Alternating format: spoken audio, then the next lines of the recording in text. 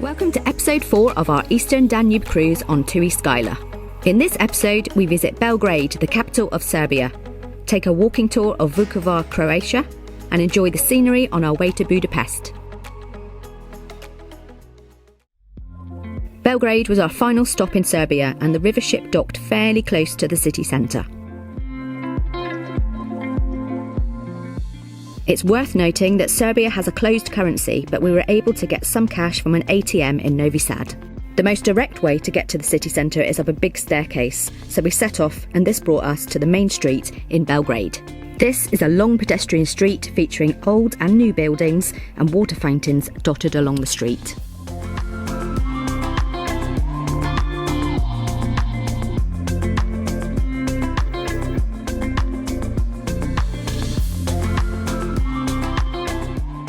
We wandered into the Millennium Shopping Centre and found a passageway to a pretty street lined with cafes and bars.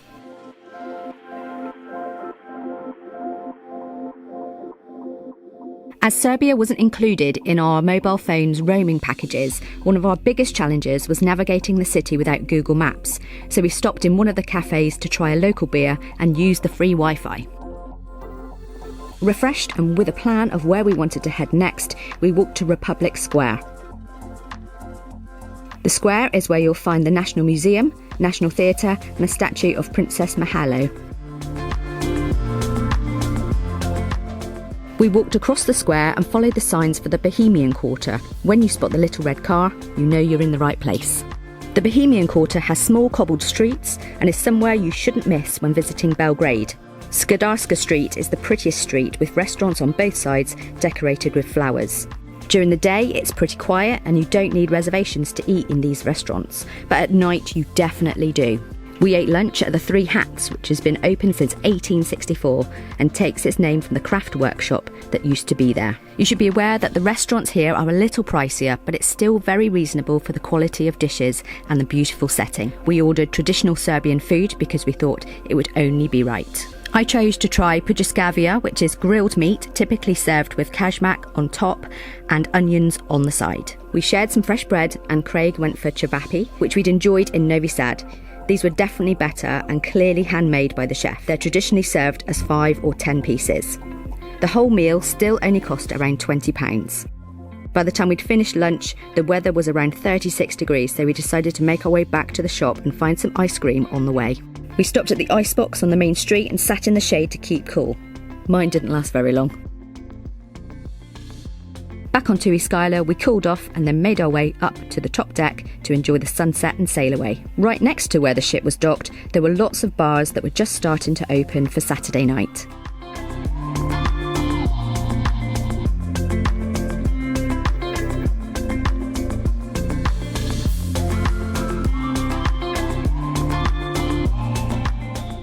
This isn't actually the Danube, this is the Sava River, and there's plenty of nightlife around here. There were floating nightclubs called splavs, and it definitely comes alive at night.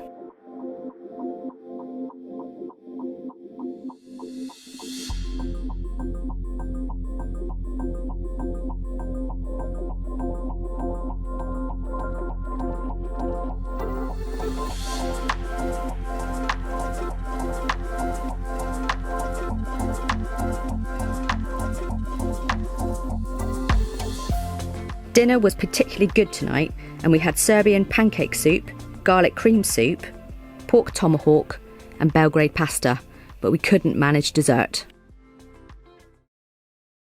Our next port of call was Croatia. When you say you're going to Croatia on a cruise, most people think of Dubrovnik or Split, but we were visiting Vukovar, which was the site of an 87-day siege in 1991 during Croatia's War of Independence. We opted to take a walking tour of Vukovar to learn about its history, and we were so glad we did. Our guide was a child during the war and told us about the impact it had on the town and its people. He compared it to Mariupol in Ukraine. For 87 days, Vukovar was hit with shells and rockets at a rate of 10,000 a day. But why? Because it was the closest town to Serbia on the other side of the Danube. Today, the scars of the battle are still evident, but these buildings are kept as a reminder and to show that life can still flourish after tragedy. Our tour guide showed us around the town centre and we spotted a stork's nest on the roof of one of the buildings, which is very unexpected. Apparently the storks return here every year to nest.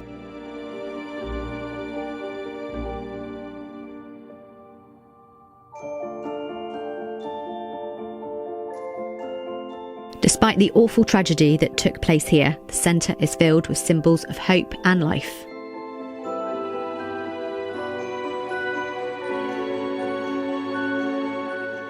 There's 3D street art dotted around the town that can be seen as intended on marked spots on the floor, and we thought these were pretty cool. The Church of St Roch is situated towards the end of the main street, and from here you can walk to the Eltz Palace, which is now a museum. During the Battle of Vukovar, the palace was completely destroyed, but has since been rebuilt. It's only the tower near the riverbank that still bears the scars of the War of Independence. Vukovar might not be your typical tourist destination, but if your river cruise stops here, I would urge you to take a walking tour and learn a bit of its history. After our tour, we had some free time to look around and we stopped in a cafe for an iced coffee before heading back to our river ship. At midday, we set sail, and as we left, we saw the iconic water tower of Vukovar. It was hit 640 times during the war, but it still stands as a landmark and monument today.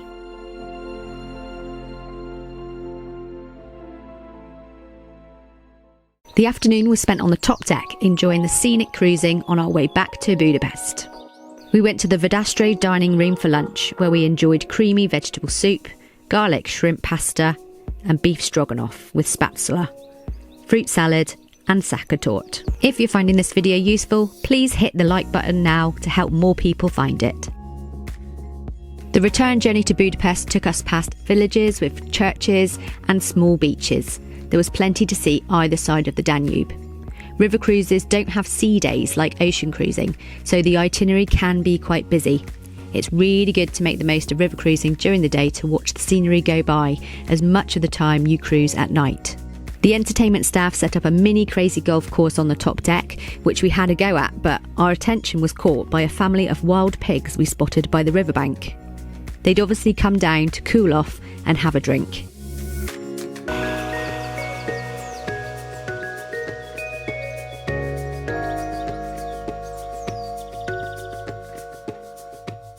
Further on, we saw a church with wedding cars outside and locals enjoying the hot weather who were keeping cool in the water. During this stretch of the Danube, the captain had to navigate through channels as the water level was particularly low. There was only 35 centimetres of clearance between the keel and the riverbed. Low river levels mean there isn't an issue with the ship getting under low bridges, but can be a problem if there's not enough water to keep it afloat. Luckily for us, we were okay, but the captain advised us that the water was dangerously low and could have caused huge issues if it went any lower. In our fifth and final episode, we enjoy gala night on board Tui Skyla and return to Budapest, where we visit the Széchenyi baths. If you want to learn more about river cruising, I'd recommend watching this video next.